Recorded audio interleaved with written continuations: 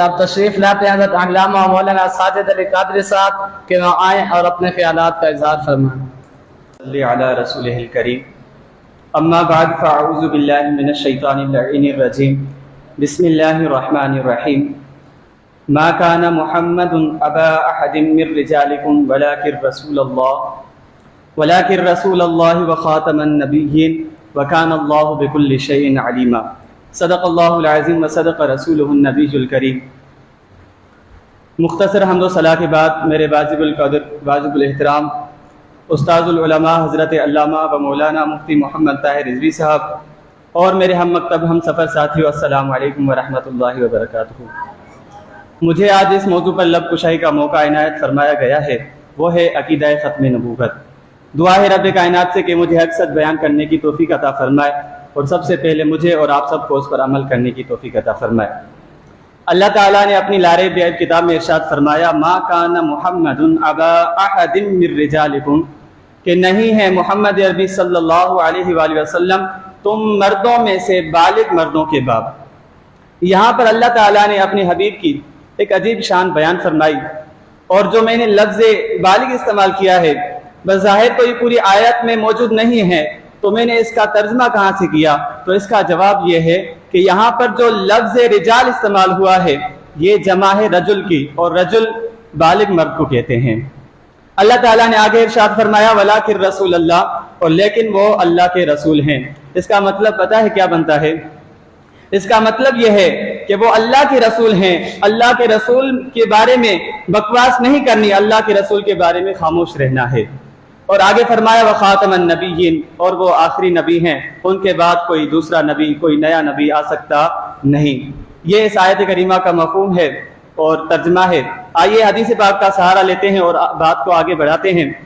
حضرت انس بن مالک رضی اللہ تعالیٰ عنہ سے روایت فرماتے ہیں کہ رسول اللہ صلی اللہ علیہ وآلہ وسلم نے ارشاد فرمایا ان الرسالۃ والنبوۃ قد انقطعت، کہ بے شک رسالت اور نبوت ختم ہو گئی ہے، یعنی رسالت کا دروازہ بھی بند، نبوت کا دروازہ بھی بند۔ جب آپ نے یہ اعلان فرمایا تو ساتھ یہ الفاظ بھی فرمائے کہ فلا رسول بعدی ولا نبی، نہ میرے بعد کوئی نبی آئے گا نہ کوئی رسول آئے گا۔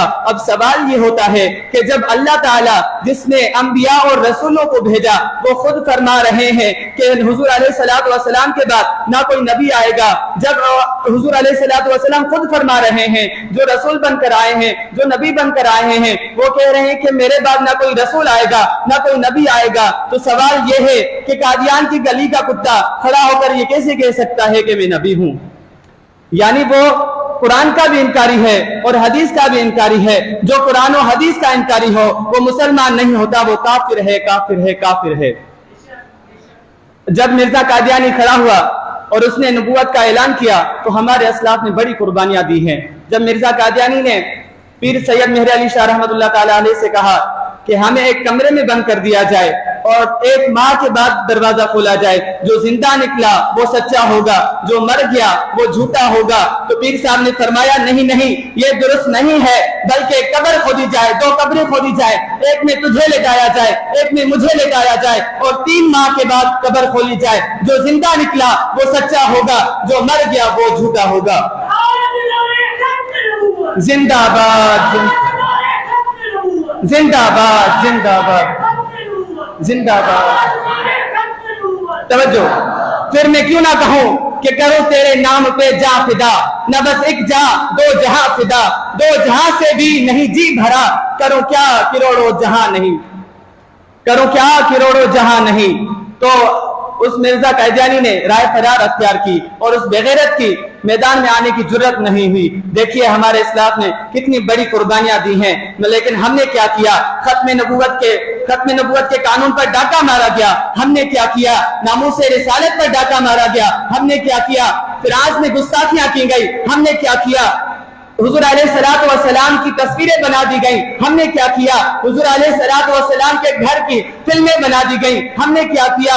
اس آسیہ ملعون کو پاکستان سے باہر بھیج دیا گیا۔ ہم نے کیا کیا؟ اور پھر آج اسلام آباد میں ایک ملعون عورت نے نبوت کا دعویٰ کیا۔ اٹھو مسلمانوں، میں تمہیں آج وہ راستہ بتانے لگا ہوں جو راستہ حضور علیہ السلام کا ہے، جو راستہ ابو بکر صدیق کا ہے، جو راستہ عمر فاروق کا ہے، جو راستہ عثمان غنی کا ہے، جو راستہ علی مسجد المرتضیٰ کا ہے، جو راستہ خالد بن ولید کا ہے، جو راستہ اہل سنت کا ہے، جو راستہ تمام اصحاب کا ہے، جو راستہ تمام اہل بیت کا ہے، جو راستہ تابعین کا ہے، جو راستہ تبع تابعین کا ہے، جو راستہ اہل سنت کا ہے۔ فرمایا وہ راستہ کون سا ہے؟ وہ راستہ یہ ہے کہ گستاخ رسول کی ایک سزا، گستاخ رسول کی ایک سزا، من سب نبیا من سب نبیا من سب نبیا تاجدار ختم نبوت، تاجدار ختم نبوت۔